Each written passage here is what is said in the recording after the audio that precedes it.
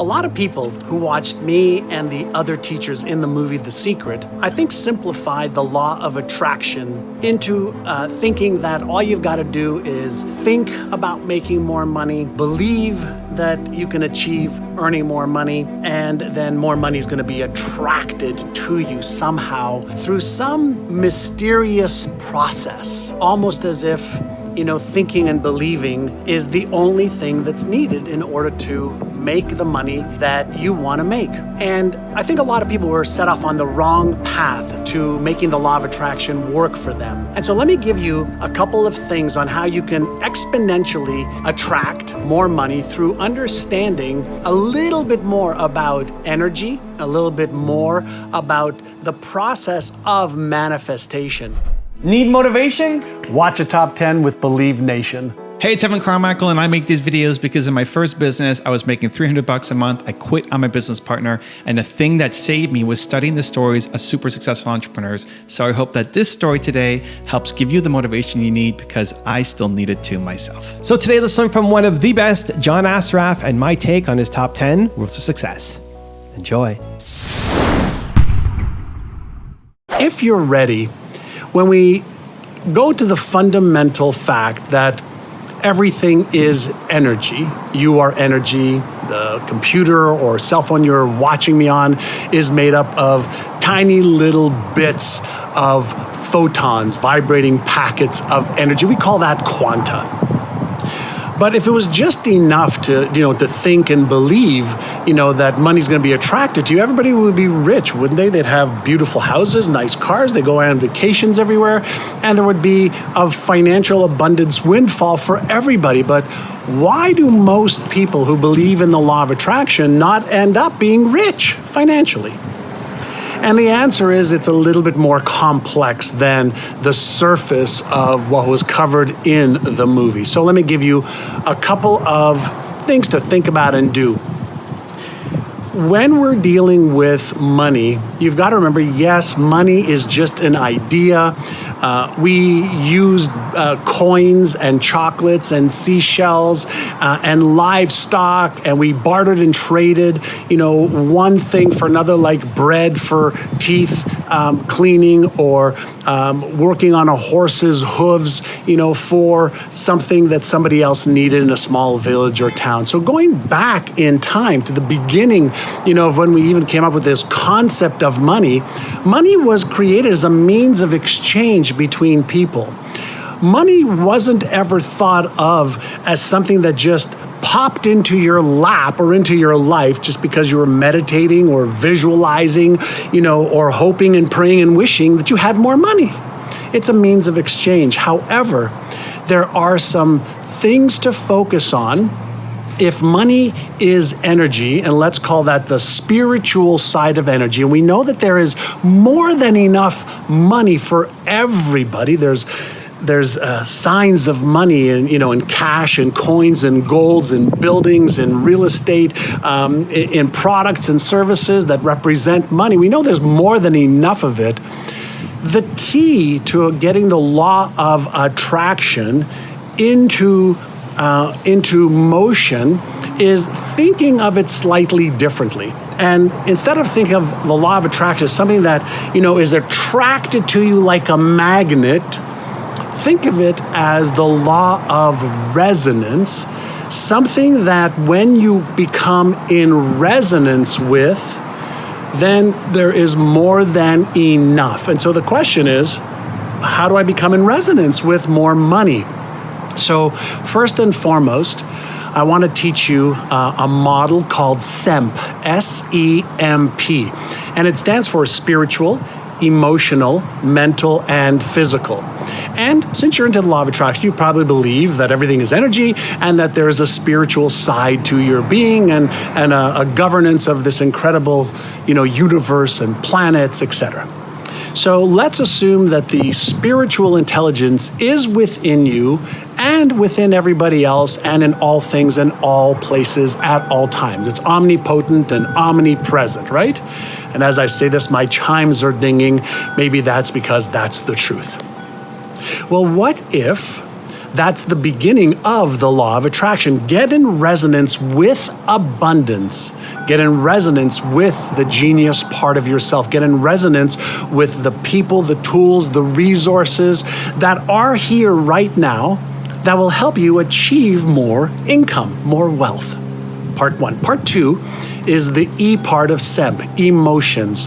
What if you got emotionally connected to achieving the financial goals that you want to have? What if you picked a financial goal that you wanted to achieve, and then you started to feel as if that was already happening? Is it possible that by getting emotionally connected to that money, to that wealth, to that income, you're increasing the amplitude of the vibration of you, your 100 trillion cells governed by your brain, which we'll get to in a minute? And is it possible that if you have a financial goal and you see yourself in your mind's eye and you feel yourself achieving that financial goal, that you can become in harmony, in resonance with that income, that goal? Is it possible? Just think for just a moment. I'll wrap it all up in about 3 or 4 minutes. So the S is the abundance, the E is the emotion. Now let's get into mindset, your mental faculties. Earlier we mentioned, think and believe. But what happens if you believe that it's possible, but you also believe that maybe you're too young or too old, or maybe you believe you don't have the knowledge or the skills, or maybe you believe that it's easy for other people but not for you, or maybe you believe you don't have the education, or maybe you believe that you don't deserve it, or maybe you believe that it's not the right timing. If you have a positive desire, goal, or vision, and you have disempowering, limiting beliefs, or a self-image that doesn't really believe that you deserve it, what may be happening is that you are not in coherence or in harmony in your mind and in your heart. And that means that even though you may be sending out these signals, for the abundance, the money, the income, the wealth that you want, if either at the neurological level, the heart level, or the gut level, you don't really believe, for whatever reason, that you can achieve that goal or have that goal or have that lifestyle, then you are creating a chaotic vibration between your physical body, your emotions, your mindset, and in this field of intelligence, shall we call it. So far we've talked about spiritual, emotional, mental, and I've only scratched the surface of this, but now let's talk about the physical side of it. Do you remember earlier I suggested that we developed money as a means of exchange between people, companies, governments, etc.? Well, if you want to have more money, the question now becomes, are you doing the right things in the right order, in the physical world, to be able to create this circle, this exchange mechanism where you are providing your products, your knowledge, your services to others in exchange for money? You see, when people aren't in total resonance, spiritually, emotionally, mentally, and physically, chances are that the law of attraction will not work for them. And since we are spiritual beings having a human experience, and we have emotions, and we are able to control our mental models and our mindset, we can control the fears that we have of failure or being disappointed or embarrassed or shamed or ridiculed, because those are the things that hold us back from achieving our financial goals and life goals. The more you learn how to get in coherence, in harmony, the easier making more money becomes. And most people are never taught this advanced model called SEMP so that they can earn more, have more, live more, give more, be more. And they keep thinking that the law of attraction is think, believe, and you'll achieve. That's baloney. There are a variety of advanced methodologies that you can learn to get into total harmony, total coherence with earning 2 times, 3 times, 4 times, 5 times more income, having the wealth that allow you to have the financial freedom, the choice freedom to pursue the things that you really want to pursue in your life. Rule number 2, find leads. Hey, do you know what every successful business figures out that unsuccessful business owners do not? The answer is this: leads and conversions. Let me explain. Every single business that stays in business and actually has the ability to scale and create predictable, consistent cash flow and profits has a way or two to generate a consistent flow of leads that either comes into their store, comes to their website, or just a way to make the phone ring. And every single business that I know of that succeeds and scales also has what I call our irresistible offers, which means that when people enter your orbit, they actually make a decision to buy from you. And in order to do that, there are several things that you need to have. Number one is you need to have a way, either online or offline, to attract qualified buyers. Do you have that? Because if you don't, it may make sense for you to invest a little bit of time figuring out, how can I create predictability in my business? And every single business that I have built, which is 5 multi-million-dollar businesses, and every single business that I have helped, which is over 10,000 businesses now, we work on one primary thing first, and that is lead generation, where we can find qualified leads, and then lead conversion, where we can create the greatest number of sales from the leads that come in. And in order to do that, you have to ask yourself a few questions, like, how is my product or service different than my competition's? Why should somebody buy my product or service instead of any other one online? And in order to answer that question, you should ask yourself, how can I make my product or service stand out so that I'm not competing with everybody else, but I have something that people want? And the first step to that is to get people to like you and trust you. And the way you do that is you create videos, maybe like this one. You create articles, blogs, you create infographics as a way to build a tribe, to build a following that causes people to say, hey, for that product or service that you are selling, that company, that person is my go-to person, and that is how you build your brand. And so when you are looking to create consistent cash flow, you have to understand that inconsistent cash flow is an effect of inconsistent lead generation and inconsistent lead conversion. Does that make sense? If you, as a CEO, focus on those things, here's what I can promise you. You will end up generating more income, you'll generate more profits, and more importantly, you'll be able to scale your business. Rule number 3, set clear goals. Many years ago, I was fortunate when I was 19 years old to meet a man by the name of Alan Brown. And up until that time, I was broke, I was unhappy, I was sharing an apartment with a friend of mine with a bed on the floor. And Alan Brown shared some advice with me around the difference between setting goals and the difference between achieving goals. And one of the things that he shared with me that I'll share with you right now was a question that he asked me. And the question he asked me was this: are you interested in achieving your goals and dreams, or are you committed to achieving your goals and dreams? And when I asked him what the difference was between being interested or committed, he said this to me, and it really transformed my life, as I know when you answer the question, it'll transform yours.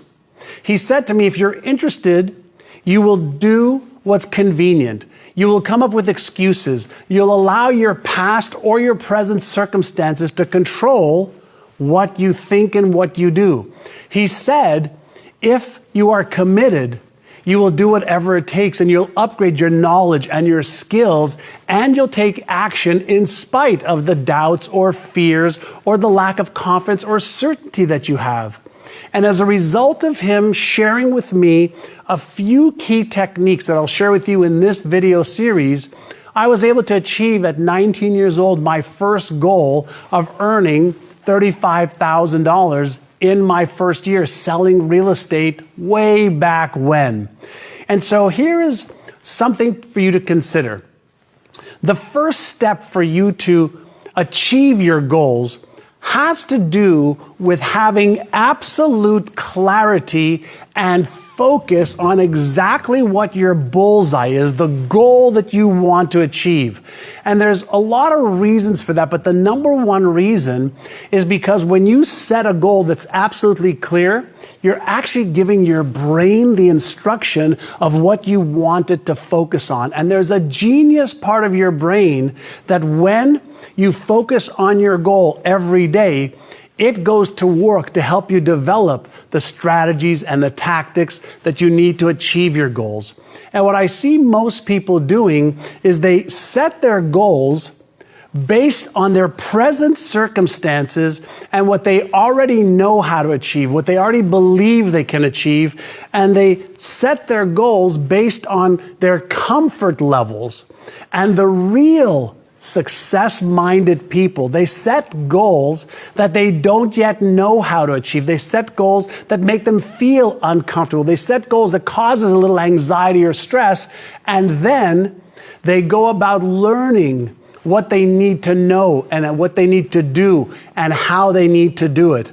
And what I can also share with you is there's a recent study conducted by Gail Matthews at the Dominican University, and what she found was that individuals who had written clear goals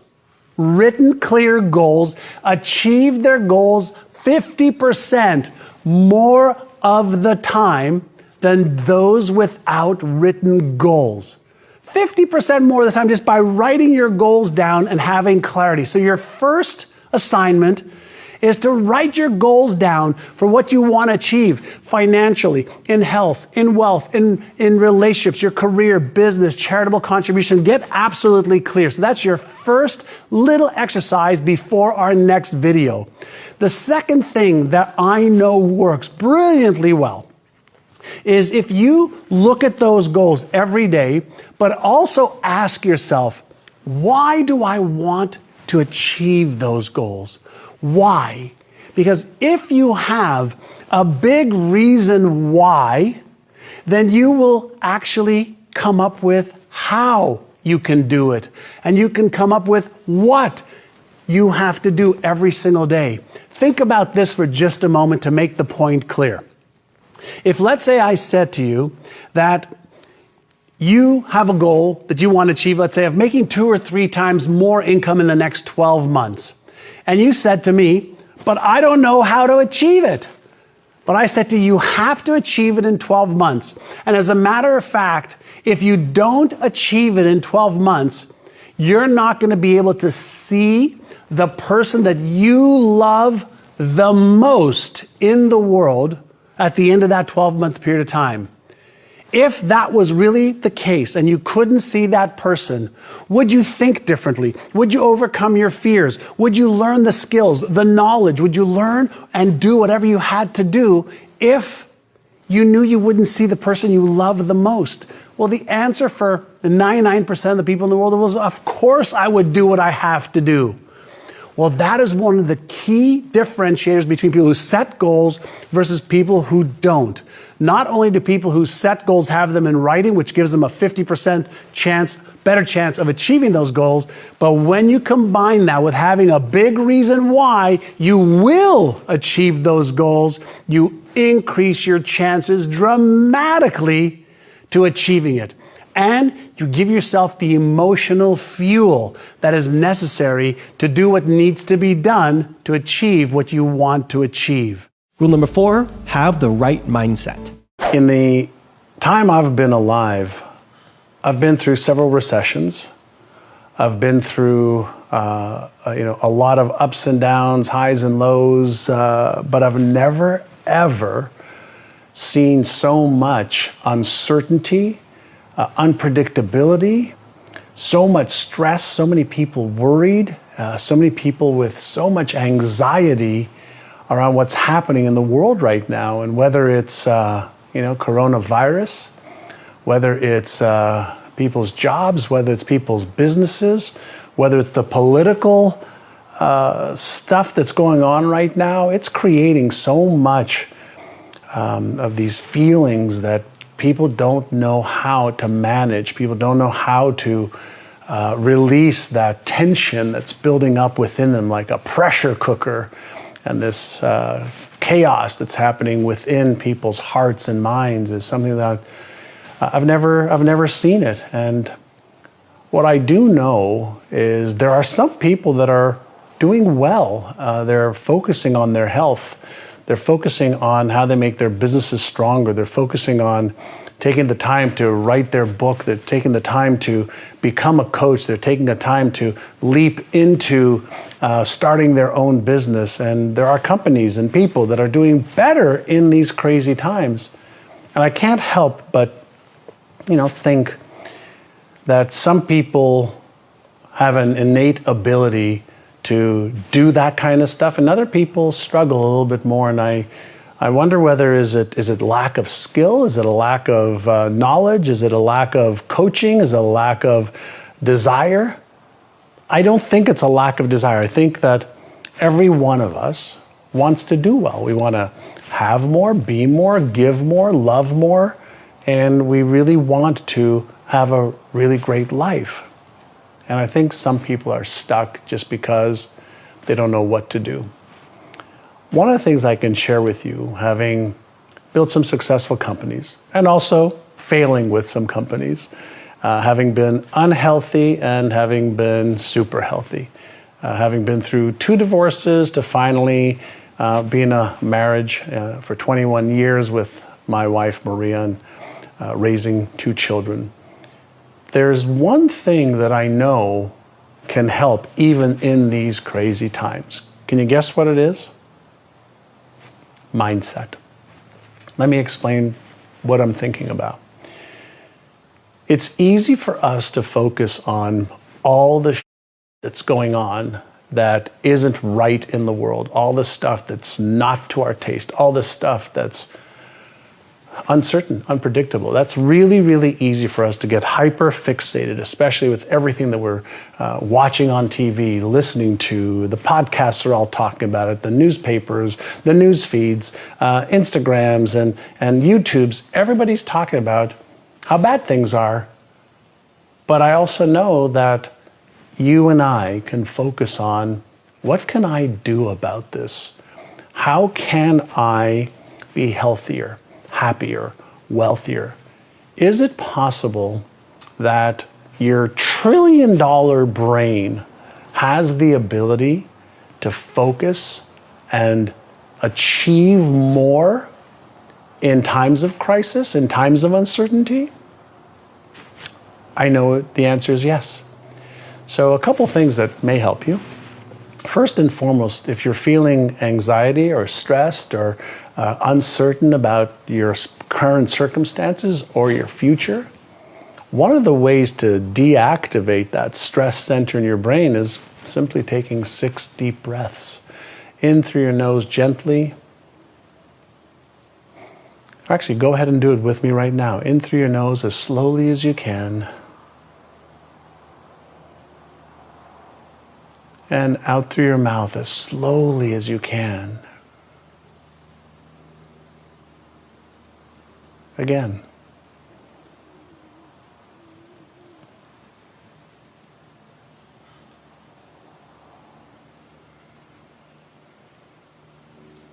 Now, all the latest brain science shows that taking 6 breaths, 7 breaths, in slowly and out slowly, actually deactivates the stress center of your brain, the anxiety center of your brain, the part of your brain that if you don't get anxiety and stress in check could lead to panic. And who the hell wants to panic right now? There's enough panic in the world, right? One of the reasons you want to take some deep breaths, maybe every hour, is by doing that, you're actually going to activate what I call the Einstein part of your brain. And that's the part of your brain that can actually think through the problems that you may be facing, but also it's the part of your brain that can show you the path to achieving success even in these crazy times, when we're in a state of stress or anxiety or uncertainty, our blood pressure goes up. We're releasing the stress hormones. We're taxing our adrenal glands. We're taking blood flow away from the genius part of our brains. And what you want to do is reactivate that. And you have to do that deliberately at first until you train your brain to do it on an ongoing basis. So why not set aside 3 minutes or 5 minutes every hour to get calm so you can respond to all the crazy instead of being stressed and reacting to all the crazy and reactivating that stress cycle and anxiety cycle over and over again. Now, I know times are tough out there for a lot of people. I know times are stressful, but mindset is what separates the best from the rest. And you can train your mindset to focus on the opportunities. In every crisis, there are people that thrive. There are companies that get formulated that become the greatest unicorns, in the business world. Well, if some people can do that, can you? I know you can. So set some time aside, get calm, decide on what you want. Ask yourself, what can I actually do to achieve what I want, regardless of what's happening out there? If I take care of what's happening in here and in here, I can conquer what's happening out there. Also, to make sure you're actually taking action after watching this video, I've designed a special free worksheet just for this video. The worksheet will highlight all of the lessons learned in this video, as well as pull out our 3 favorite learnings and quotes that will inspire you to actually do something. The worksheet will also give you space to write down what your key takeaways are and your specific plan of action to make sure you're getting results. If you want the worksheet designed specifically for this video, absolutely for free, there's a link in the description below. Go click on it and start building the momentum in your life and your business. I'll see you there. Rule number 5, conquer fear. Fears are programmed in our subconscious, right?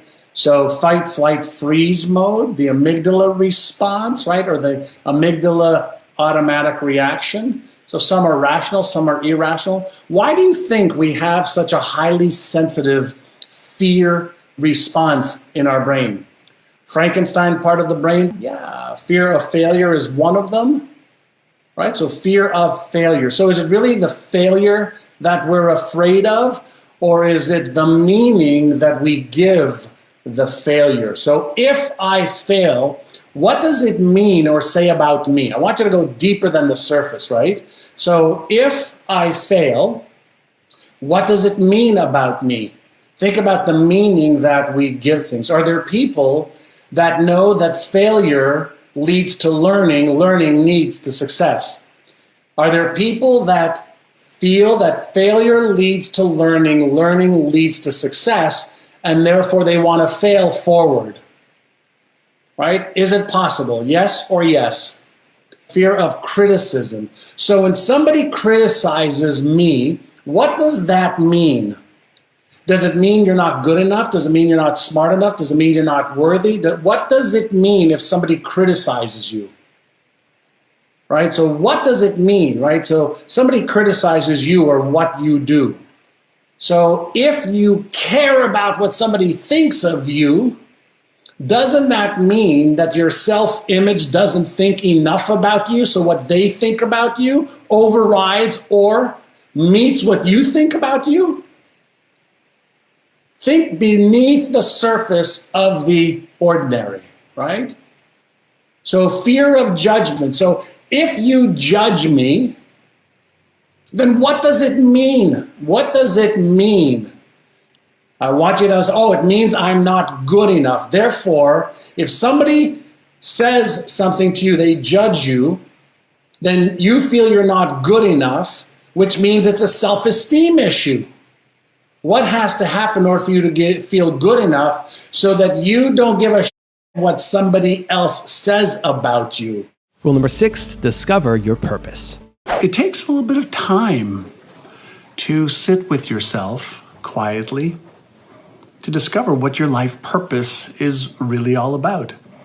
And there are some people who have got a grand, visionary, amazing purpose for their life. And that's great for them. There are others whose life purpose is a lot simpler, and that's great for them too. It's not easy for most of us to know what is our life's purpose, mostly because we've not taken the time to think about it, to sit in reflection, be pensive, write down thoughts, ideas, see what resonates and feels good. A lot of times we get caught up in seeing what other people's life purpose is, and we put ourselves down thinking, well, shouldn't my life purpose be that big or that grand? No. Your life's purpose should be whatever feels really good for you. And sometimes, or many times, it's okay to be in the mystery. To be in a state, just sitting there, and maybe the women won't do this, but men do, right, if they have a beard. And to think and to feel and to ask questions. It's taken me years to hone in my life's purpose.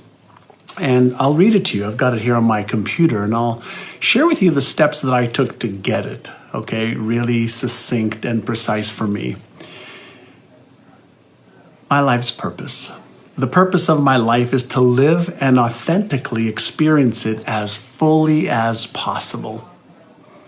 It is to be more aware and present, to love deeply, to give immensely, and to serve and love others to the best of my abilities. It is to use all the gifts God has bestowed upon me and make the biggest, most positive impact on our beautiful planet and people worldwide. It is to consistently grow, learn, evolve, and become all that I can become. So I have tweaked that version for 10 years, maybe even longer. But the process started by me asking myself a question: what is my life's purpose? And I would sit with a piece of paper, since I don't type really fast. I'd sit with a piece of paper and I would just start off like this: the purpose of my life is to, and then I'd start writing, have fun, make a difference in the lives of others, to grow, to love, to care, to evolve, to understand. Whatever it is, start off by just writing down the things that come up, that are easy, that percolate up to your consciousness as you write out, the purpose of my life is to. And think about, what makes you feel good? What makes you feel that doing that will make you happy? Doing that will challenge you. Doing that will make you more aware. Doing that will make you feel good. Doing that, and what I mean by that is whatever you write down is the purpose of your life. And it's okay if your purpose evolves. As you're younger, you may have a certain purpose. As you get a little bit older, a certain purpose. As you're in your wisdom, maybe retirement years, your life may be filled with different sense of purpose. But the key is this: it doesn't have to be altruistic. It doesn't have to be big and grandiose. It just has to be right for you. There is no right or wrong purpose. There's just the right one for you. So I want you to do a little inner size. And inner size is, remember, any mental or emotional technique or process that's going to cause you to grow and strengthen your mindset and your emotional resolve and even your knowledge and skills. So your little inner size is take a sheet of paper and write out the purpose of my life is, and just write out whatever is there, and then see if you can take whatever you write out and put it into 1 or 2 paragraphs, and then over the next however long it takes you, tweak it, and see if you could just resonate with it. And if you do that and practice and tweak, you'll come up with your life's purpose. Rule number 7, don't settle for mediocrity. Many people don't know this, but in grade 7, I failed English and math in the same year. However, I did really, really well in chemistry and biology. And the reason I'm sharing that with you is I developed this passion for brain science over the last 25 years. And there's a discovery that I want to share with you that a lot of scientists are saying is the discovery of the century, the greatest discovery of the last 100 years. And you're probably aware that, we've been doing real science for, about 500 or so years. And when you and I were born, scientists used to think that we were hardwired, which means that, we were born basically with the genetics of our mother and father, the X and Y chromosomes, that created our DNA, and we had all of the traits of our grandparents and our parents, etc., and that we really couldn't change. Now, over the last 20 years, since we've gotten better at being able to look deep into the human brain, a live human brain instead of a cadaver, brain scientists realized that our brain cells that create these neural connections are actually doing that in real time, every minute of every day. And even though we're not born with any beliefs or any habits or any perspectives, or to know what's good or bad, right or wrong, what religion to believe, which one is great, which one isn't, we develop these patterns in our brain that over time, they become more solid, just like a highway system or a road system, in a city. But the discovery of the century is showing us that we can actually deactivate the neurodes or the patterns in our brain that maybe don't serve us, like limiting beliefs or a lower than desired self-image or letting go of fears that are holding us back. All of these patterns in our brain are things that we can deliberately change. We can evolve ourselves using the science of neuroplasticity, the brain's ability to rewire itself. And there's so much research that now shows us that every time you and I have a same thought, we reinforce the old pattern. But anytime you and I have a new thought, a new way of thinking about something, a new way of seeing ourselves, a new way of behaving, a new pattern that we create and reinforce, what happens is the patterns that we reinforce the most become the strongest, which means that even though we may be wired with limiting beliefs, we may be wired with low self-esteem, we may be wired to fear failure or fear disappointing ourselves again or fear getting up and speaking because when we were a kid we got up and kids made fun of us that we gave the wrong answer. We can now rewire our brain to have more confidence, more certainty, more empowering beliefs, to let go of stupid fears that hold us back because of something we did in childhood or because of something that our parents said or a friend said or a brother or sister said to embarrass us or make us feel ashamed of ourselves. So the greatest discovery, science of neuroplasticity, shows that the neurons, the brain cells that fire together, wire together. And the neurons that we fire deliberately, that wire together, and we do that over days and months and weeks, we can literally rewire our brain to earn more money, rewire our brain to release the self-image of being overweight, rewire our brain to be more confident, more certain, and that is an incredible gift that we have. We don't have to settle for what is. We don't have to settle for our present circumstances. We don't have to settle for a life of stress and anxiety and uncertainty.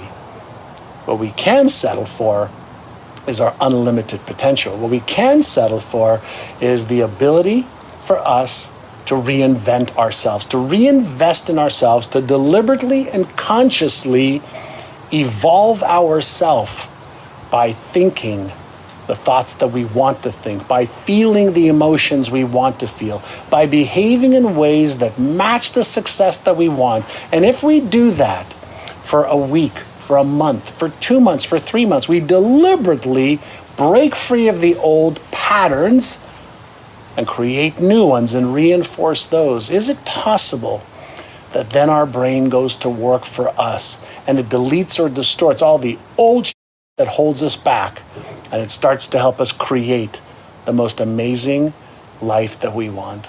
Rule number 8, become resourceful. Mr. Brown was your guru, because gu is mean darkness and ru is the remover. Yeah. And so you found your guru. How can, and I'm going to go off the script a little bit, how can we found your Mr. Brown, your version of Mr. Brown? How can we find our guru?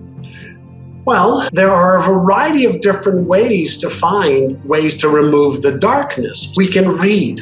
We can go to YouTube and watch videos. We can be on social media. We can join groups. We can be part of masterminds. We can hire a coach. We can go and work for somebody, who knows how to do what you want to learn how to do. And so the first part, though, is to become resourceful in the absence of resources. So I'll give you an example. Mr. Brown says, I'll be your mentor, your guru. And I said, awesome. And the next thing he said to me, he says, well, I need you to move from Montreal to Toronto. And I said, what? I don't know anybody in Toronto. I said, I don't have any money to get an apartment. I don't have a car. I don't have a job. He says, well, you don't need money, a car, an apartment, or a job. First, you need to make the decision. Then you figure out how to get all the rest. Yeah. I said, I know, but you don't understand. I left high school in grade 11. I have $60 in the bank. He says, that's okay. He says, make the decision, then you figure out how. So I said, well, maybe I could move in with my brother. My brother said, yeah, you can move in with me short term, sleep on the sofa, because it's only a 1-bedroom apartment that I live in. And so I ended up moving to Toronto.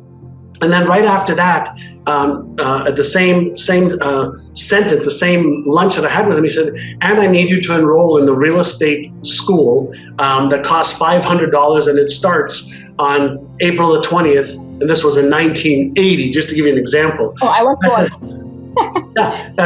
I said, you want me to go back to school? I left school at grade 11. I failed English, I failed math. I'm terrible at school, and I need $500. I only have $60 in the bank account. Right. I understand, but first you make the decision, and then you figure out how.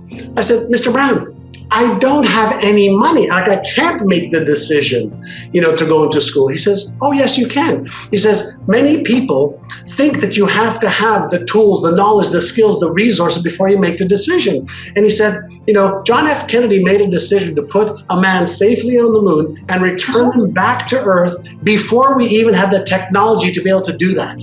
He says, average people look at their current circumstances and their past, and they allow that to dictate what they do or don't do. He says highly successful people create a vision for what they want, and then they use their powerful brain to figure out how they can because they must.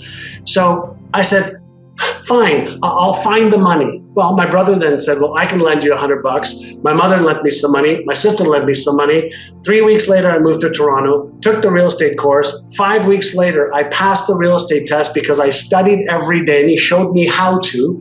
And so in 5 weeks, I moved to another state.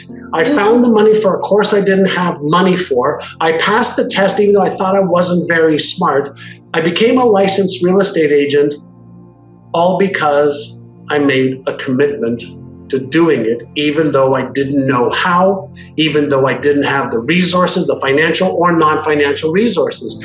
So one of the greatest lessons he shared with me is vision comes first, goals come second, strategies of how you're going to achieve them come third. Rule number 9, do what you love. One of the best lessons I learned when I started to become an entrepreneur was this phrase: hire people who play at things you have to work at. How many of you don't have to work, like really work at the things you love? I mean, you're putting effort in, but it's not considered work to you, is it? You're playing, you're having fun. It's like being an athlete or a musician. You get to do that. Then when we start to tolerate stuff, it's like, okay, no, it needs to get done, and I do it because it needs to get done. And it gets worse when you start doing things that you're not good at and that you hate doing. Right? And the more you do things you hate doing in your business, you don't do them well to begin with. Okay, sometimes you do actually. But you're just not trading your life and your life force for what you want to do. So when you hire people who play at the things you have to work at, the things that you're tolerating or aren't good at or are hating is somebody else's love.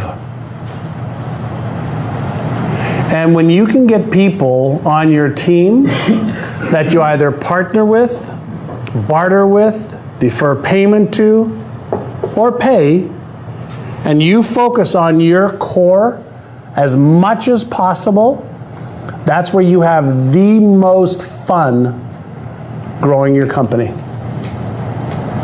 Anytime you're out of your heart, your zone, it's work.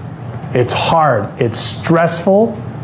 It may be rewarding. It may be beneficial, but it's not what you're going to do great.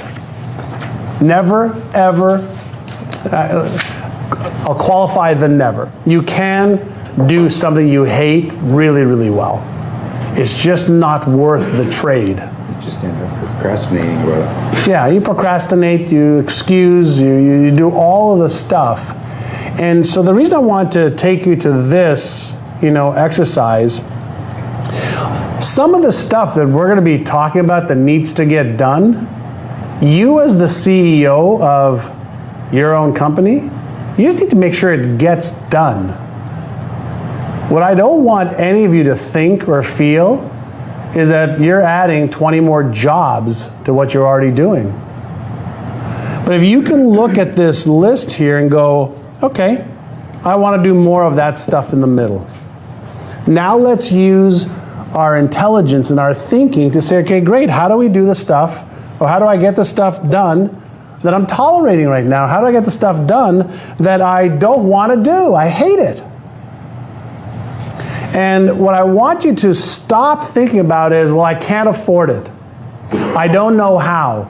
There's nobody that I know who can do that. Well, that's your belief. Don't allow your beliefs to get in the way of your progress. Because as soon as you make the decision that you're not going to do things you tolerate anymore and you're not going to do what you're not good at, magically, the right people start to appear.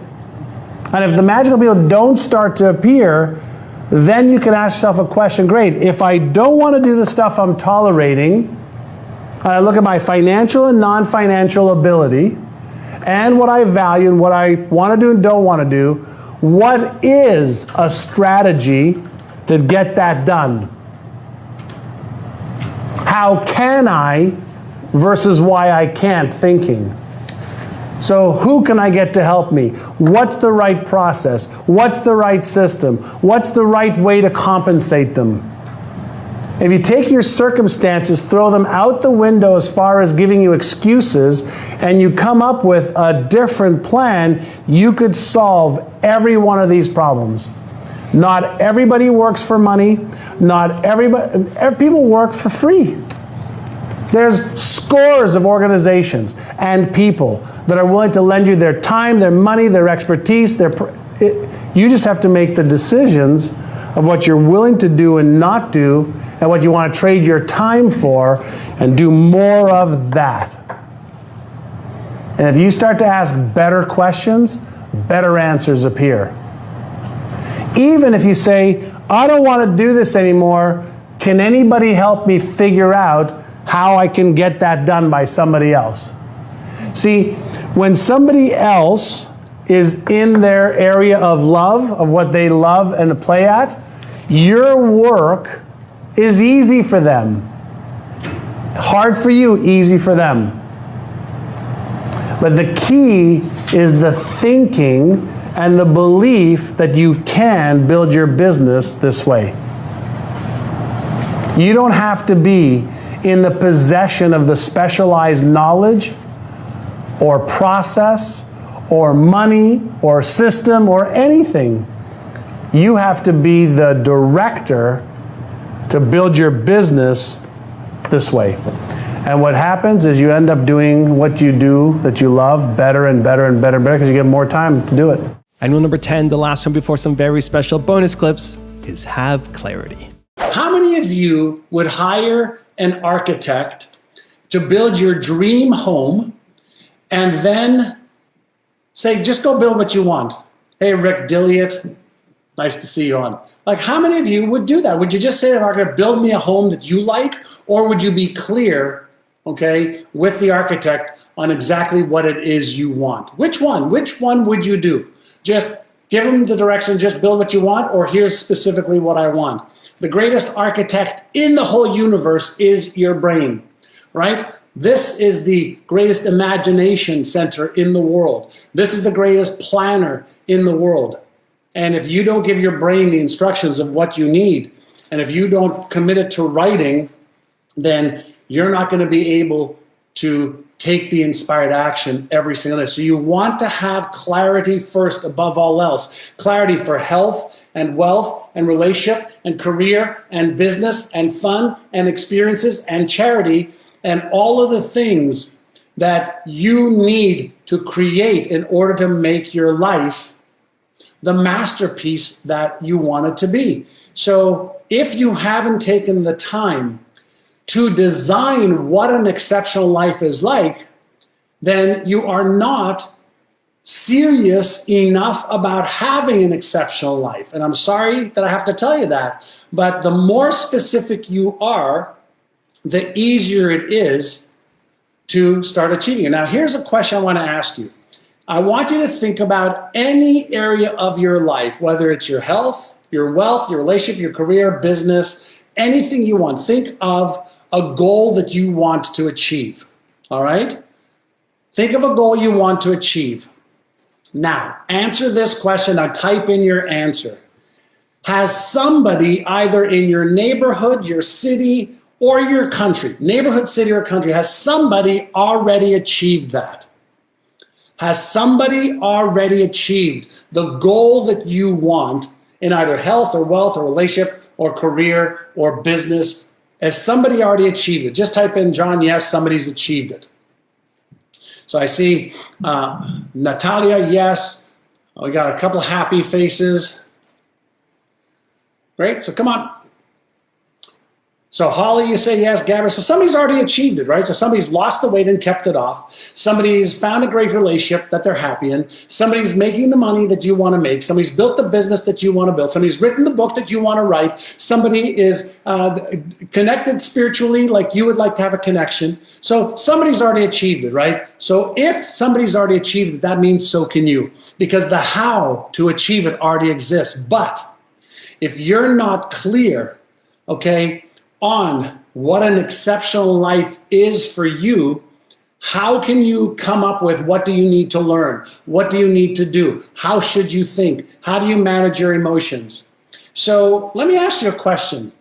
Let me ask you a question based on a story that many of you know, and it's a story of when I was 19 years old, and I wasn't achieving very much except getting in trouble. Didn't have any money, was mentally, emotionally, spiritually bankrupt. And I was 19 years old, and I met a man who asked me, what did I want to achieve in my life? And I said, I want to make enough money to buy a car, get a job, move out of my parents' house. And he said, no, those are all basic needs. What bigger goals do you want to achieve? And I shared with him, I don't know. I watched this TV show called Lifestyles of the Rich and Famous, and I'd like to have a nice car and a nice house. I like to travel the world, and I want to retire my parents, and I want to have a really great life. And he made me write out all the things that I wanted to achieve, even though I didn't have the knowledge, the skills, or the how to achieve them. And he asked me one question, and many of you have heard me talk about this 1,000 times. You can hear me talk about it 1,000 more times in the next year. And that is, John, are you interested or are you committed to achieving those goals? And what I had written down was basically an exceptional life. And I had no idea how to achieve it. And when he asked me, am I interested or am I committed to achieving it? And I said, I don't know what the difference was. He said, if you're interested, you'll do what's easy and convenient. If you're interested, you'll do the same things over and over again and you won't change. But if you're committed, you'll upgrade your knowledge, you'll upgrade your skills, you'll let go of your stories, you'll let go of your excuses, you'll let go of all the reasons why you can't, and you'll get serious about doing everything possible to achieve your life's goals and dreams. And so I said I was committed. And then he said, great. Now the learning begins. And so the question that you should be asking yourself is, are you interested or are you committed to achieving your goals and dreams? Are you interested or are you committed to achieving your exceptional life? Because if you're committed, you'll do whatever it takes. You'll upgrade your knowledge and skills. You'll let go of your limiting beliefs. You'll come up with how you can do it versus why you can't. And you'll become the person who's capable of changing his or her life because all the how-to is available right now. Crazy time in the world right now. So much uncertainty, unpredictability, chaos, confusion. Lots of stuff that's happening right now that none of us have ever been a part of. Stuff like it, yeah, World War II, some recessions, sure, but never anything like this with so many different competing threats, so many different competing things to be thinking about that affect your life every day, your business, your career, your family, your health, lots of stuff going on. And still, we have got about 3 months left in the year, 2020. Before you know it, Thanksgiving, before you know that, Christmas time, before you know it, New Year's Eve, and you're going to look back at this year. And the question I want you to be in, did you make the most out of this year? Did you adapt? Did you shift? Did you adjust? Did you surrender to what is, accept what is, release what you needed to release, accept what you needed to accept, so that you can be focused, in control, on purpose, on target, no matter what? The number one greatest skill for this year has been adaptability, adjustment, tweaking adjustment. So, about 3 months left in 2020. What are you going to do to make sure that your health is better than it is right now, that your finances are better than they are right now, that your relationship is better than it is right now, that your career or business is better than it is right now? And the reason I want you to focus on making it better is because where your attention goes, energy flows. Let me repeat, where your attention goes, energy flows. So if your attention is on, oh my God, what's happening? What am I going to do about it? What if this happens? What if that happens? What if I can't? What if I don't? What if I... Listen, what if you do? What if you focus your energy and attention on how to make everything better right now? What will you do differently today, tomorrow, this week, next week? What will you do differently is what's going to make the difference. More of the same equals more of the same. So I want you to recalibrate your focus, recalibrate your attention, recalibrate your intention, and then I want you to start some planning. Behavior equals results, and it's the behavior you take or the behavior you don't take. Either one is a behavior. You have more control than you think you do. You have more abilities than you think you do. And I know that with focused attention and follow through, right? Follow through, you can have a great next 90 days. The question is, are you committed to a great next 90 days? I am looking for me, my team, my private clients, you, to finish the year off strong and to start next year fast and strong. And that's going to take some thinking, some planning, and execution. The discipline to follow through to completion. Are you in for the challenge? When I was a younger entrepreneur, I didn't really know anything about time management.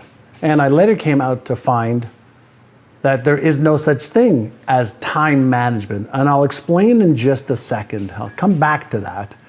So here I am looking at this bill from my lawyer. His name was Don Gardner. And I'm on the phone with him, and I'm telling him, what in the world is this bill for $1,800 for? I didn't use up $1,800 of your time. He says, of course you did. He said, let me send you some evidence that you did use $1,800 of my time. So he sends me this information, and I take a look at the document that he sends me, and it has everything marked out in 15-minute increments. And I'm looking at this, and I'm reviewing everything that's on this document, and I recall talking to him about that stuff, but I didn't know that he was charging me for every single discussion that I had with him. And so I said to him, I said, Don, what the hell is this? You know, we talked about this, I get that, but like, I didn't know that you're charging me for every 15 minutes. And here is what he said to me. He said, as a lawyer, I sell my time and my expertise and my knowledge and my contacts. And if I don't keep track of my time in 15-minute increments, he said, clients like you, meaning me, take advantage of it because they don't remember all the things that they are asking me for. Now, that's not what the lesson was. The lesson in here was this: because he was keeping track of what he did every 15 minutes, he could determine who his best clients were. He could determine where to put energy, time, and focus. And because he kept track of what he did, he also was able to keep track of when he wasn't making his highest income per hour. And so I'm going to ask you a question. Do you know what your highest income producing activity is? Do you know that there's no such thing as time management? The only thing you can manage is what you do in time. So let's say you work 10 hours a day like I do. I'm an entrepreneur, you're an entrepreneur. Do you know which activities pay you the most? So I'm fortunate, I get paid a lot of money per hour, $5,000 per hour when I'm consulting, $50,000 for a 1-hour keynote. And that means that if I don't know what my hourly activity is, I may be missing out on opportunities. And so I divide my time into 2 types of blocks. One is what I call my highest income producing activities. And so I have a list of when I get paid the most amount of money and how many hours a week I want to focus on my highest income producing activities. So me doing this video, for example, because I love video, I love to share, I love to give value to people, this is a high impact activity. I'm not making any money doing this video, but it's a high impact activity because I can share it with the world, which is one of my, highest values of contribution. So I divide high income and high impact activities into chunks of time, whether it's 15-minute chunks or 30-minute chunks or 1-hour chunks of time. And I know that I want to invest, let's say, 10 hours a week on high impact activities, things that give me the most purpose, the most meaning, things that allow me to make high income activities possible as well. So if I'm working, for example, with my team on an idea for a product, an idea for marketing, an idea for a series we want to create, that is a high impact activity, meaning that activity is going to have a high impact somehow. And so I want you to do this little exercise. I want you to write down everything you do. Don, my lawyer, had a list of everything that he did every single day. And he actually gave me this sheet that he used to track every 15 minutes. And then guess what I did? I tracked every 15 minutes to see what I was doing. And you know what? I was wasting so much time on what I call are the trivial many versus the critical few. If you want to have a little fun, take out your calendar, wherever you keep all of your appointments, and look at your calendar and see how many hours were you working on high income producing activities, meaning that the activity produced income. Whether you were selling in front of an audience, whether you were making a sale on the phone, that's a high impact activity. Or when you were preparing to create something that you need in order to make money, that's a high impact activity. And I want you to rate them A1 for high income or high impact, A2 and A3 for anything less than that. And just start to be aware of where are you investing your time, your energy, and your attention. Here's what I guarantee you're gonna notice. You may be active, but you may not be productive. You may be doing a lot of stuff, but it may not be the things that are gonna really move your business to where you want it to go. So, are you up for a challenge? If you're up for a challenge, the next 24 hours to 48 hours, write down everything you do in 15-minute increments and just be aware of where you are trading your time, because time is your greatest asset. Of course, knowledge and skills are great, but time, what are you doing in time, will determine whether you're going to move your business forward or whether you're just going to be busy. Have you ever heard of the saying, energy flows to where attention goes? Energy flows to where attention goes. So what does that really mean? We are all made up of energy, right? We have water in our bodies, we have blood flowing in our body, but are you aware that whatever it is that you are focusing on, your attention, especially in your brain, that's where the energy flows, the blood flows? So let me explain. Let's say you have a problem that you are worried about. It's causing anxiety, it's causing stress, it's causing uncertainty. The part of your brain that can actually help you solve that problem, which is your left prefrontal cortex, or what I call is the Einstein part of your brain, energy or blood flow will actually move away, from that part of your brain, to that fear center of your brain, the uncertainty center of your brain, the part of your brain that is the fight, flight, or freeze part of your brain, otherwise known as your sympathetic nervous system. And so when you're in a state of focusing on your doubts, your worries, your things that aren't working in your life, things that you're upset about, things that you're angry about, things that you can't figure out what to do, have you ever considered that the more you worry, the more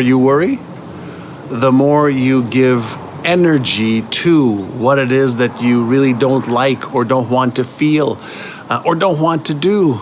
You actually are reinforcing the very thing you don't want, that you would wish would go away. So stuff doesn't just go away, but you can guide it away.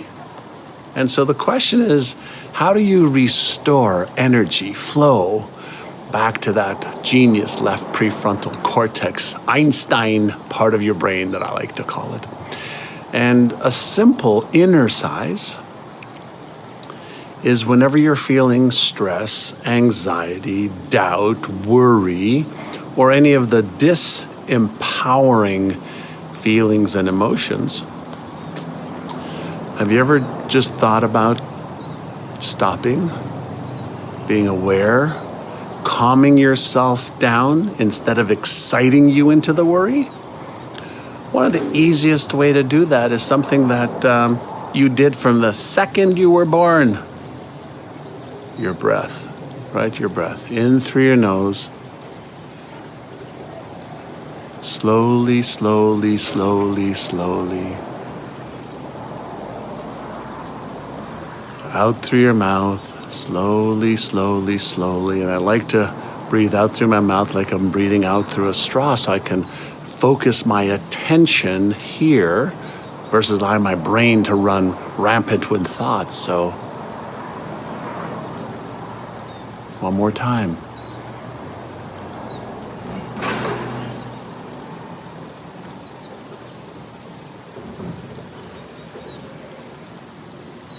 As soon as you or I take 6, 7, 8 deep breaths, slowly in through our nose, out through our mouth, we actually deactivate that doubt, stress, worry, anxiety center in our brain. And we shift from the reactive stress mode into a calm, responsive mode. Sympathetic nervous system, parasympathetic nervous system. Those are your two systems. And in this calm, responsive state, responsive meaning I can respond now instead of automatically react, I can now ask, what's causing me to have so many doubts? What's causing my worry? Does it make sense to worry? Is worrying an emotion that I really want to engage in? Worry is a prayer for what you don't want. Let me repeat, worrying is a prayer for what you don't want. So in a state of doubt and worry, we perpetuate more doubt and worry. In a state of calmness, we can actually be more proactive and responsive to say what's causing my anxiety, my doubt, my worry, my fears, my uncertainty. And then if we asked another question, it says, what can I do right now to relieve the doubt, stress, worry, anxiety? What can I do? Who can I call? What help do I need? In those empowered questions lays the answer to releasing some of the debilitating, destructive emotions, fears that you may not want to have, that may not serve you. And so just remember, you have the most powerful tool in the known universe to work with, your brain. That is like simple inner size number one that you can do anytime you're not feeling totally the way you want to feel, all right? Practice your breathing. It's yours. There's many different types of breathing inner sizes you can do, but why not get used to doing the first one, the easiest one first? Every one of us has got commitments, whether it's commitments to our family, our friends, our children, our boss, our employees, our parents, our siblings. We all have so many commitments in every area of our lives: health, wealth, relationships, career, business, fun, experiences, charity. And how are we supposed to manage all of it? And the answer is very carefully. One of the only ways that I have learned how to manage the complexities of life is to compartmentalize the different areas of life and to set up a process of prioritization based on the highest values and the doing the things that have to get done before any of the other things. Now, the reason I bring this up is Harry, who I just had lunch with, as I mentioned, he was sharing with me that one of the things that helped him last year was that I gave him this framework to be able to manage some of the complexities that were happening in his very, very successful and busy life. And the framework I gave him was to take each area of his life and either create, a sheet of paper that he can write on, a whiteboard that he could write on, or even on your computer, and ask yourself, in the area of your whether it's spiritual health. What is one thing that you can do, if that's important to you, every day or every week to make sure that you can get that done? In the area of your emotional health and well-being, what's one thing that you want to get done? In the area of your mindset, what's one thing you can get done? In the area of your physical body, what's one thing that you can get done either every day or every week or every month, depending on what it is that you want to achieve? And then you do the exact same thing for your business. There aren't 500 different things that you and I have to do. When we focus on the one thing in each area of our life and we get that one thing done, then we're making progress. We're moving the needle down the field. Now, in some areas of your life, of course, there's going to be 2 or 3 things. But when you get it out of your head and onto something that you can look at, you get rid of the neural overwhelm and the emotional anxiety that comes by having so many things that you're trying to think through in your brain. So most people I've found, they don't take any time to plan their health, wealth, relationships, career, business, and they have no order to what they need to do, what they must do, and by when. And so when you structure your behaviors from highest importance to lowest, you'll see that some of the lowest things that need to get done aren't the most impactful. They're not the ones that move the needle. Now, it just takes a little bit of time to sit, stop what you're doing, sit, think a little bit, create some lists for health, wealth, relationship, career, business, fun and experiences, and charity. There's your 7 categories. And then itemize the stuff that you want to get done. Give yourself the gift of discipline. Give yourself the gift of structure. Give yourself the gift of thinking before you act, and then tweak and adjust on a daily or weekly basis. And I promise you, you will become so much more effective. You'll reduce your stress, you'll reduce your anxiety, you'll increase your productivity, and chances are you're gonna increase being happier and achieve more of your goals. First and foremost, I like to deal with reality of what is going on and what is the truth first and foremost. Now, let me ask you a question.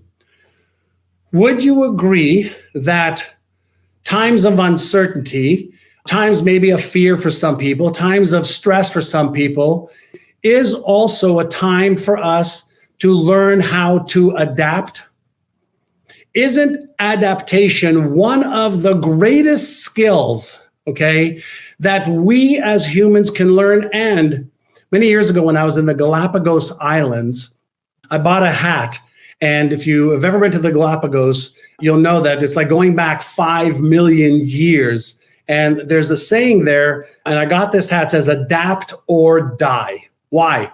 Because the survival of the fittest, the whole idea of survival of the fittest is based on Darwin's work. And we actually retraced his trail with the beagle when he was writing about the survival of the fittest and learning about adaptation. Is the animals that learned to adapt were the ones that survived. The ones that got to survive obviously multiplied. So here is my question for you, We are sometimes the most advanced species on Earth, most intelligent, and I'm going to say sometimes, right? What are you doing to adapt right now?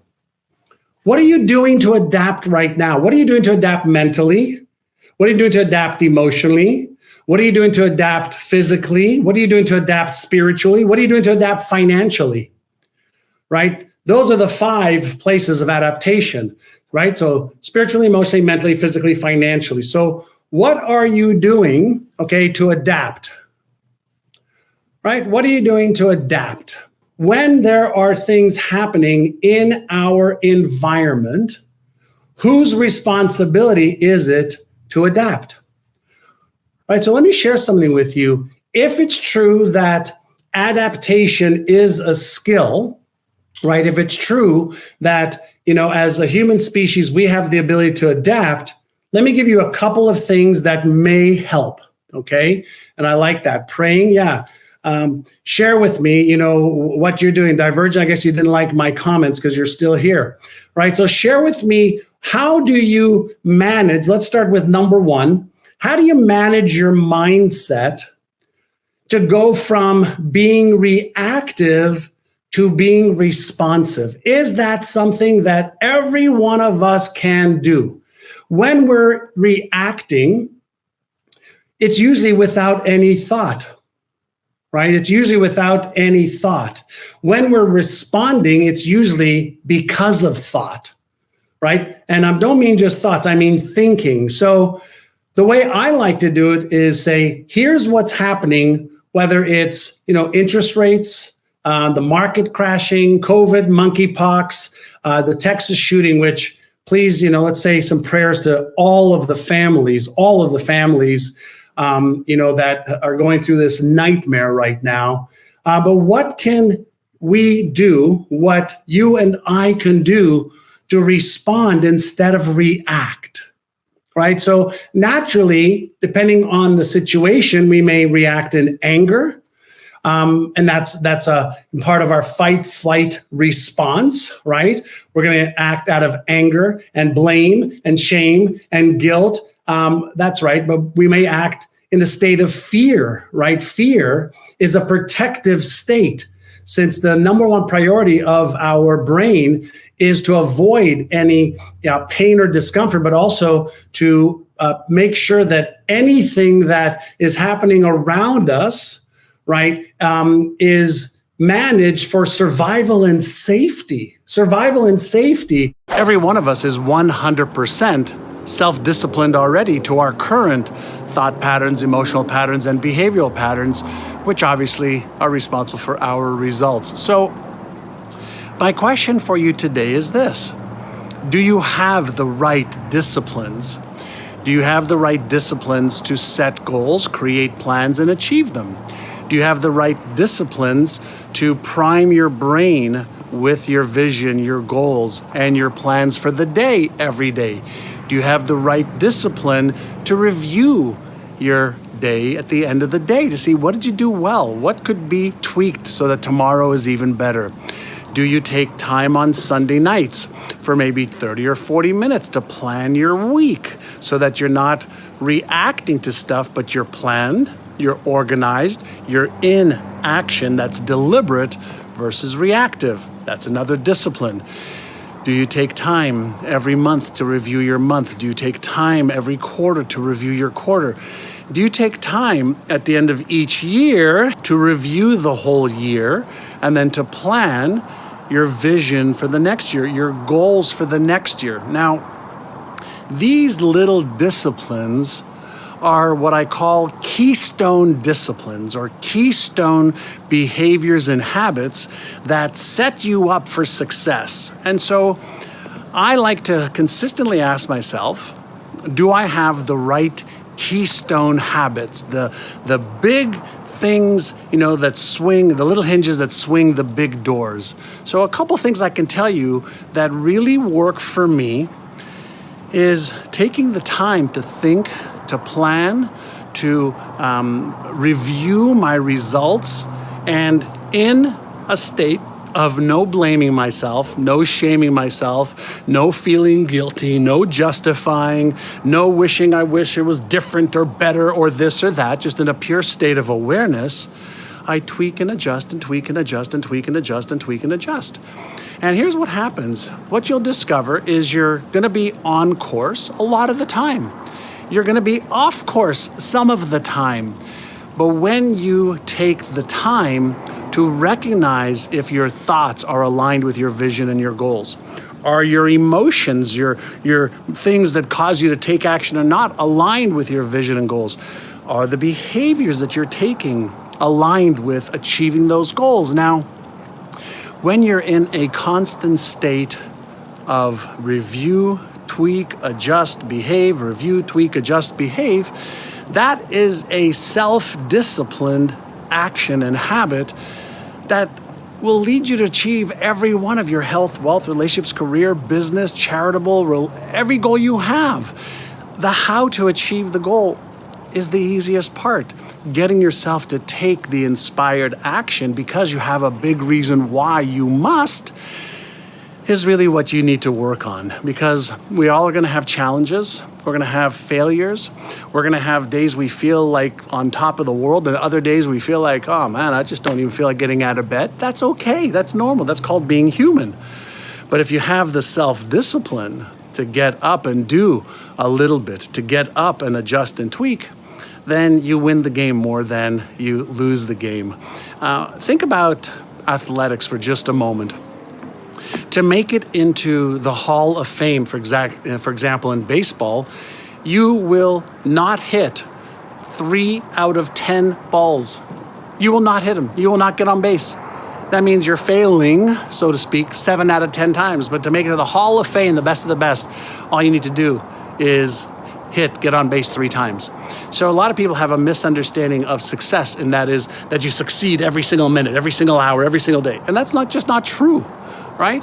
The most successful people in the world are consistently taking action, making sure that it's the right action. If it's not, they adjust. So have the self-discipline to not blame, shame, justify, or make yourself feel guilty. Have the self-discipline to create the plans, take inspired action, manage your thoughts, get into the right state, the physiology, the feelings that you need in order to achieve your goals and dreams. Take inspired action daily. And don't focus on perfection. Focus on a little bit of progress every single day. Over the last couple of weeks, as I've been in a lot of self-reflection mode, reviewing what worked in 2019, what didn't, and why. And as I looked at the person in the mirror who is responsible for what worked and what didn't, here's what I can share with you were a few of the key distinctions and lessons for me. Number 1 is details matter.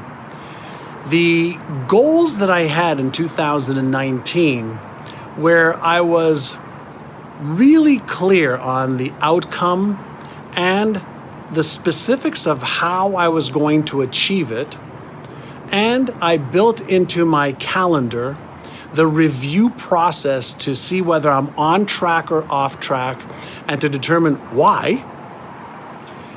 When I looked at the results that I achieved, every single goal that I achieved was backed by the strategies, the tactics, the timelines, the tools, and the resources to achieve that goal. And every single goal that I didn't achieve did not have the strategies, the tactics, the timelines, the tools, and resources to achieve it. So what does that tell me that I can impart and share with you? Number 1, a goal without a clear plan is really not enough to make it happen. And so what I've been doing for the last 2 weeks for my own personal goals, for the goals with my wife, for the goals with my team for NeuroGym, is we have been breaking down every goal that we are committed to achieving, not that we want to achieve, that we are committed to achieving, and we are drilling down with exactly how we're going to achieve it. And here's what is really critical. I have a theme, and that's around slow is smooth and smooth is fast. Let me explain. I tend to go fast. Let's go. Come on, let's go. Come on. And for some things that works, and for other things, it just doesn't work. And so I am going to be focusing on slowing down to get all the plans, systems, processes in place so that we can actually pick up speed instead of let's go and figure it out along the way. So for you, why not maybe adopt, my theme for at least a month, slow down to pick up speed, and take every one of your goals for this quarter and slow down enough to ask yourself, how am I going to achieve that goal? Whether it's a health goal, relationship goal, career goal, business goal, financial goal, how are you going to do it? And come up with your plan And it doesn't matter if your plan is, simple or complex, but come up with your plan and then take that plan and put it into your calendar and then work your plan every day, every week, every month, every quarter. And then adjust on a regular basis. Many of you know that I take about 15 to 20 minutes every morning to look at my plan for the day, my appointments for the day, the outcomes for the day. I take about 20 to 30 minutes every Sunday night to review my week and to plan the following week. I take about 2 to 3 hours every month to review the month. And then I take a day every quarter to review the quarter. Why? Well, imagine that we were on a boat on the water over there, and we were going from here in San Diego. Let's say we were going to the South Pacific Islands. We'd pick our destination, and then we would check, are we on track or are we off track on a regular basis? And maybe there's a GPS system on the boat that tells us, you're heading in the right direction or you're not heading in the right direction, making some auto corrections. But there's also the captain, right, making adjustments based on the wind, the temperature of the water, the waves, etc. So why not become the captain of your own ship with your destination, the points you're going to achieve along the way, and a bunch of points in between to check and balance, check and balance, check and balance, check and balance. The more frequently you check and balance, are you on track or off track, doing the right things or not, the more you can predict whether you're going to achieve your goals and dreams. Have you ever considered that procrastination is a behavior? When you choose either by your own decision making or because of automatic decision-making patterns, not to take action on either a goal that you have, a business achievement you want to create, writing a book, or anything that you have the goal or vision or dream to achieve. When you don't take action and you're procrastinating, that in itself is a behavior, right? In essence, it's a form of self-sabotage, where you have a vision, you have a goal, you want it, but you still don't take action on it, or you take a little bit of action and then you stop. The question is why? Why do we procrastinate? Why do we self-sabotage? And the answer must be something in your brain, right? And the obvious solution is to find out, well, what's triggering procrastination? What's triggering the self-sabotaging behavior? And usually it's going to come down to one of three things, all right? Number one is fear of not doing it well enough, fear of being judged, fear of being embarrassed, the work that you've done, fear of failing. Those are, just a few of the fears that may be holding you back. The other thing that it could be is that the achievement of the goal that you have, the thing that you want, may be just outside of your hidden self-image. And so when your hidden self-image sees that the thing that you want is bigger than your current comfort zone, your current comfort is all based on your hidden self-image, then you're going to procrastinate and self-sabotage. These are just automatic circuits and mechanisms in your brain. And then there's, the third one that everybody knows about, and that's limiting beliefs. Is we could have limiting beliefs that, we're not smart enough, we don't have the skill, we're too young or too old. And so any one of those three things, limiting beliefs, fears, or self-image, challenges that are hidden in the subconscious mind, is really what you have to go to work at to change those. And when you change those, you're in essence removing the obstacles that are impeding you from actually taking inspired action. It dawned on me that sometimes we don't have the right frames when we're doing something, and we don't give things the right meanings. And let me explain what I mean to you by that. When we start something new, I think sometimes we forget that anything that is new to our brain may be exciting and may release dopamine, the neurochemical that is the reward neurochemical. And we feel good because we've taken on this new endeavor, whether it's a new language, whether it's retraining our brain, whether it's starting to exercise or eating better or committing to doing something that's of benefit to us, or even stopping something. Now, the very nature of how our brain works is that patterns that have been repeated over, months and years are the dominant patterns in our brain. And therefore, it's easier for our brain to activate and follow through to completion on those patterns. It's like having a highway system that's been built. It's easy for the cars to go faster on the highway system. Well, the same thing is true with our brain and the neural networks and pathways. So the pathways are the easiest for the chemicals to travel across and release the neurochemicals, that make us feel good or make us feel fearful or make us feel apprehensive or doubtful, etc., are the ones that are the easiest for our brain to activate and follow through on. Okay, part one. So that means that a new pattern, meaning stopping something or starting something, requires a little bit more of the brain's energy, and the brain wants to conserve energy. So what is our brain naturally going to do? And the answer is it's going to resist. Why? Because it wants to preserve the energy that may be required in case there's a saber-toothed tiger that comes around from, the woods to try and kill you. So we're in this energy conservation mindset without even knowing it. Our biology is geared towards doing things that are easy for us, not things that require energy, right? Glucose. So why am I sharing this with you? Well, as you're, on your journey of brain training, upgrading your knowledge and skills, taking actions, probably different actions than you were taking to achieve the results that you want more and better results it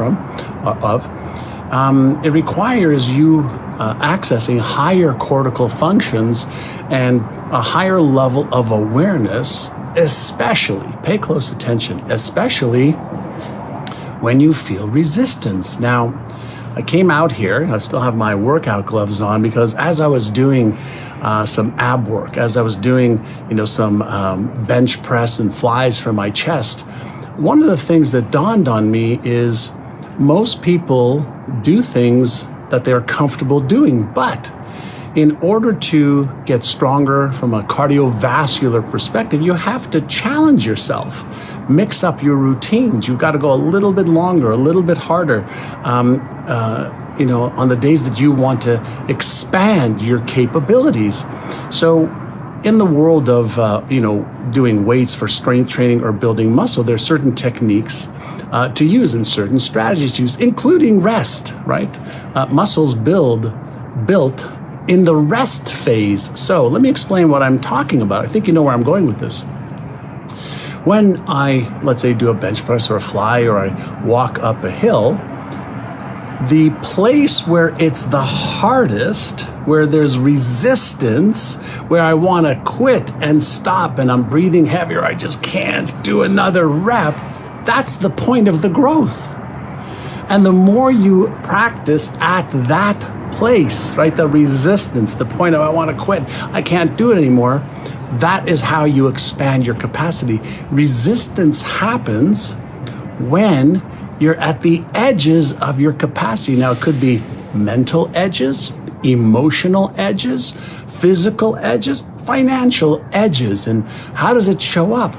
It shows up as stress, right? Stress. So stress happens when your current capacity, let me repeat, stress happens when your current capacity exceeds the demand. Your current capacity exceeds the demand. So how do you increase demand? How do you increase capacity? Well, you feel the edges and go one more. You feel the tension and keep doing it. You feel the desire to quit, but then you do as much as you can. And as you do as much as you can, you get mentally stronger, physically stronger, emotionally stronger. So when I feel like, let's say, quitting, I just say just a little bit more. When I don't feel like it, I say, I know, but just do a little bit. Why? Because I want to override my natural and your natural propensity to want to quit, to want to stop. It's natural, but I don't want to be natural. I want to be supernatural. I don't want to be ordinary. I want to be extraordinary, and that's that little extra. Does that make sense? So as you're training your brain, as you have videos to watch to upgrade your knowledge and skills, as you have events to attend, to connect, to listen, to learn, to expand, If you catch yourself thinking or feeling, I don't feel like it, I'm too tired, not today, tomorrow, that's the language, okay, that the brain uses, the rationalizations, the rational lies that your brain, my brain, everybody's brain uses to keep you in your comfort zone. Well, guess what? Everything you want, financially, in your relationship, health-wise, is just outside your comfort zone. And if you keep challenging and expanding your mental, emotional, physical, spiritual, financial comfort zones, you expand as a human being and you start fulfilling more of your potential than standing on the edge of it, hoping and praying and wishing that you can have greater, better results. In our brain, we're always balancing out whether to move forward or to retreat into safety. And so the reason we don't take action and we procrastinate and sabotage in a lot of cases is because our brain has processed that taking action is riskier than remaining the same. And here is something that your brain's always doing. It is analyzing, okay, your stories, reasons, excuses, and potential uncomfortable feelings or outcomes against the behavior that needs to be taken. And so it's easier for us to remain the same than it is for us to overcome our fears.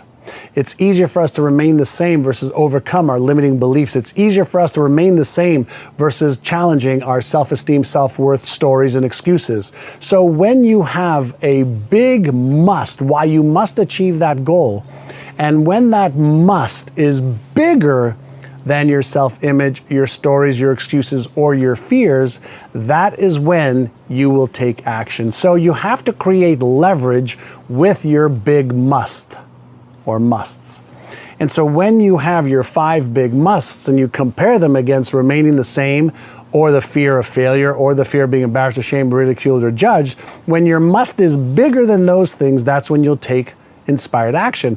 And you already know this if you followed my work, that we do more to avoid pain or discomfort, whether it's real or imagined. We do more to avoid pain or discomfort, real or imagined, than we will do to gain pleasure. So we have to create leverage in our mind. A lot of people ask me, what happens in our brain when we have a traumatic experience or a negative experience or an experience where we're embarrassed or ashamed or ridiculed or judged, whether it's as a kid or as an adult?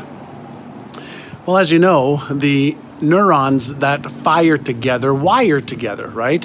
And what happens when we have a negative experience or a painful one is that those neurons that wire together create this memory in the amygdala, the emotional reactive center of the brain. And that amygdala is tied deeply towards survival and avoidance of any pain or discomfort.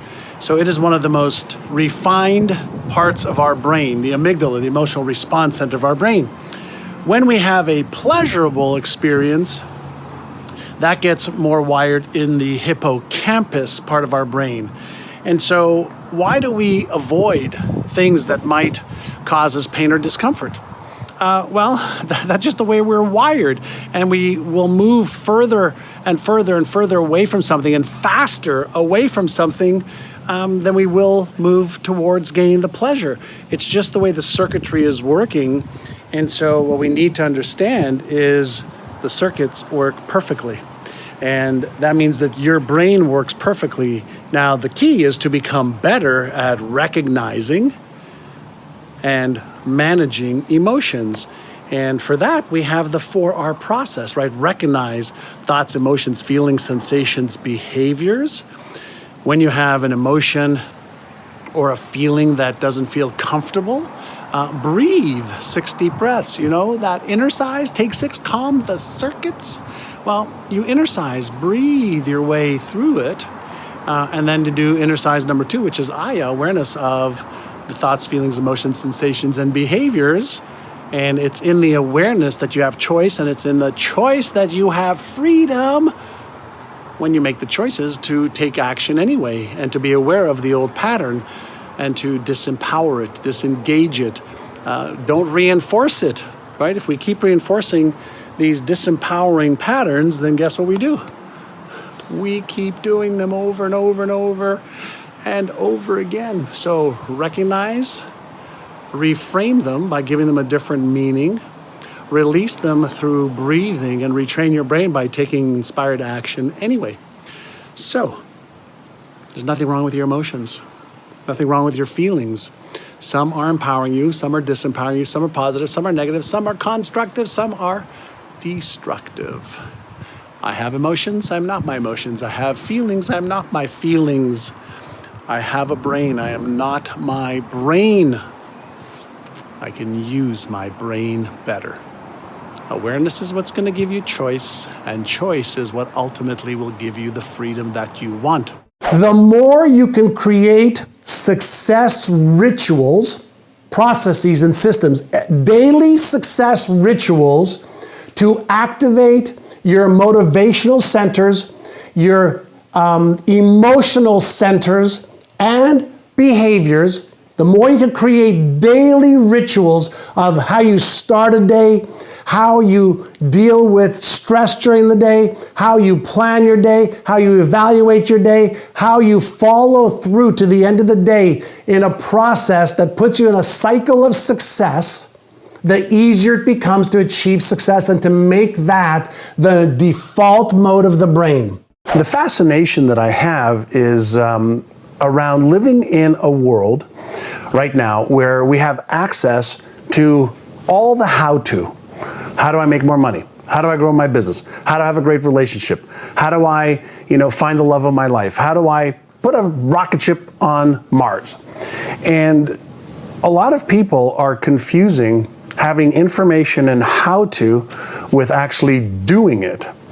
And I've been fascinated just in understanding, how do I help people unleash more of their potential that already exists? And a lot of people may have heard, they say that we only use 5 to 10% of our brain. And that's not true. We use 100% of our brain's capacity and neural networks every moment of every day.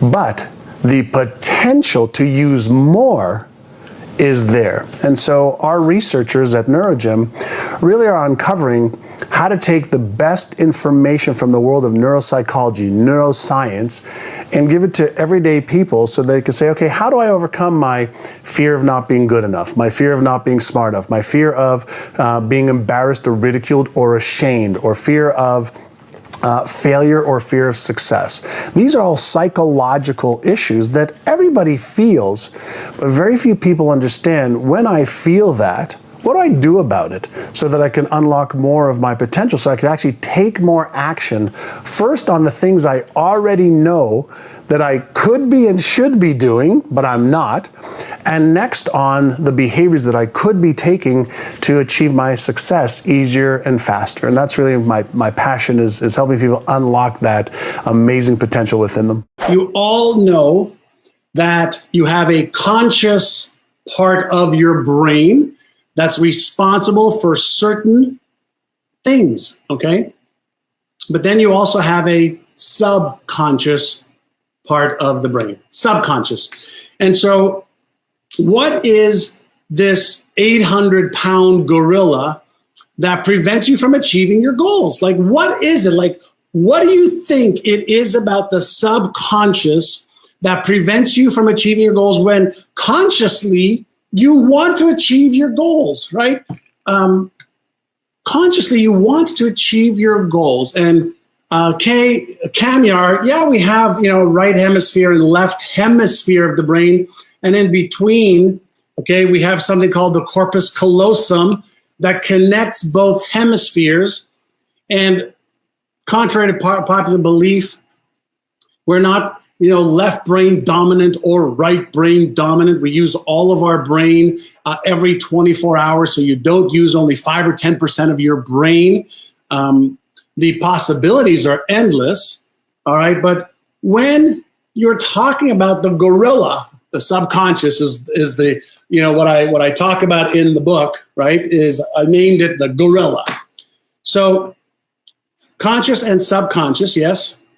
And so tell me what you know about the subconscious mind. Like, if it is the 800-pound gorilla, what do we know, right? The gorilla gets what the gorilla wants. And so if you ask yourself a question of, do I really know how to get my subconscious mind aligned with my conscious desires and goals? So answer that question for me. Answer me that riddle. Do you know how to get your subconscious mind? And by the way, the subconscious is not like here and the conscious is here. We know that the left prefrontal cortex, for example, is the seat of awareness, and it's the seat of decision making. It's the seat of choosing what we want. We know that this part of the brain we call the left prefrontal cortex, and it's what I call is the Einstein part of the brain. It can figure things out. You consciously can figure things out. The right prefrontal cortex is the pessimist, or what I refer to as the Frankenstein part of the brain that moves into the memory system and brings forth anything that may get you into trouble, anything that may be painful, anything that might hurt you. And so there's these things going on in the brain. If you think of your brain as an orchestra, and some of your brain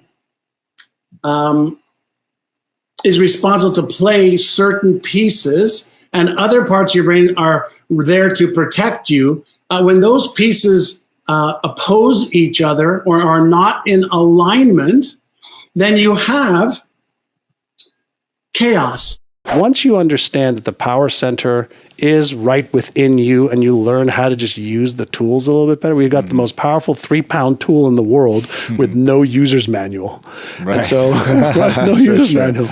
And so we teach people, here's the latest research. Here's how you can apply it to your life to be healthier, happier, make more money, get a better job, get a raise, start your business and do better by retraining your brain to be totally aligned with your goals and dreams, and learning how do I stay focused, how do I stay motivated, how do I stay on track, how do I develop the habits that will empower me, and how do I do the things that inspire me instead of the things that expire me. Is it possible to have a really great mindset, yet still not achieve your goals and dreams? I think you know the answer is absolutely. There are so many people that are happy. They are positive. They're always the bubbly light in the room. And yet, many people with a great attitude and a mindset don't achieve their goals and dreams. And have you ever considered why? Have you ever considered that having a great attitude and being happy and being bubbly and always being positive may be a part of the formula for success, but not the entire formula for success? When I was learning how to achieve goals, not set goals, achieve goals, I learned 3 things that were required in order to make my goals a reality. And it doesn't matter if you have goals for spiritual connectivity and well-being, whether it's emotional stability and balance, whether it's mental focus and awareness, or whether it's physical health and well-being. Mindset is what separates the rest from the best, or the best from the rest, any way that you want to look at it. But what is mindset? And maybe mindset's more than attitude. I think it is. So I look at mindset as the ability to lock in on a goal, to develop the skills required to achieve that goal, the ability to overcome obstacles that come in your way to achieve that goal, and to develop and implement a plan that's going to give you predictability for achieving the goal versus a possibility for achieving that goal. So what if part of your mindset was to think about the goal that you want, okay?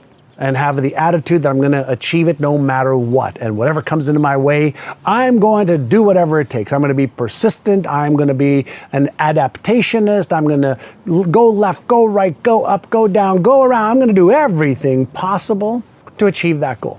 But then the other part is, how specifically am I going to achieve that goal? Like, what are the strategies and the tactics? Meaning, what are you going to do? How specifically are you going to do it? By when right? So now when we have, an attitude of goal achievement, of getting clear on the goal, coming up with what I'm going to do on Monday at 9 o'clock, and here's how I'm going to do it, and here's whose help I need. I'm going to put it right into my calendar, and I'm going to take inspired action. And when an obstacle comes in my way, I'm going to ask myself empowering questions like, how can I overcome this obstacle? What can I do to overcome this obstacle? Whose help do I need? What book can I read? What do I need to search on Google? What YouTube video can I watch to overcome this obstacle? Where can I learn better strategies and tactics to make what I do more efficient, more productive, more constructive versus me just working hard and long trying to do what to do? There's a formula called PPP equals PPP, and it goes like this: piss poor planning equals piss poor performance.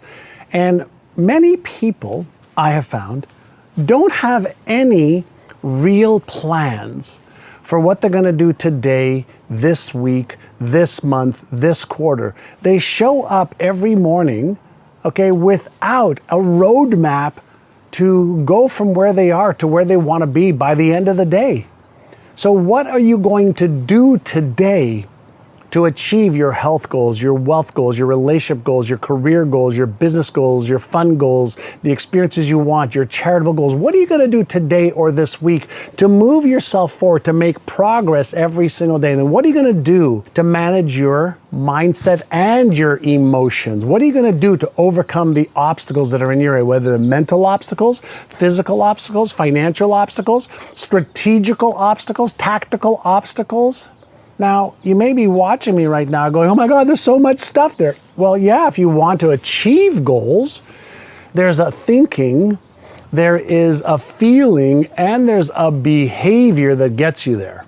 And there's also a thinking, a feeling, and a behavior that does not get you there. Most people, confuse activity with productivity. They confuse setting goals from achieving goals. They don't understand that you have to create some kind of a roadmap to reduce the resistance and uncertainty and stress and fear and anxiety in your brain so that you activate your motivational centers, the motive for action center in your brain, so that you actually take action instead of repeating your old patterns over and over again. Achieving goals is a science. Setting goals is an exercise in imagination and hope and prayer of what you would like. So, mindset. How you approach it, what you do, how you overcome obstacles. When you focus on how you will because you must, you start to achieve goals. The mindset of a winner is one of relentless pursuit until I achieve the goal.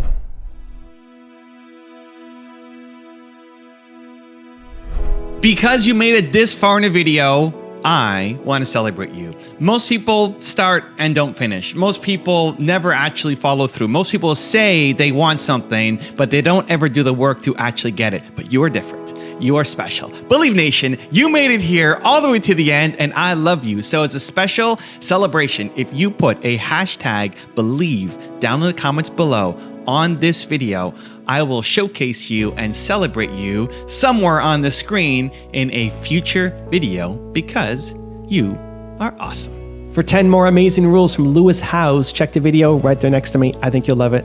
Continue to believe, and I'll see you there. I think of a leader as someone who is in service to themselves, their team, and to their community. I started visualizing what if everything goes wrong.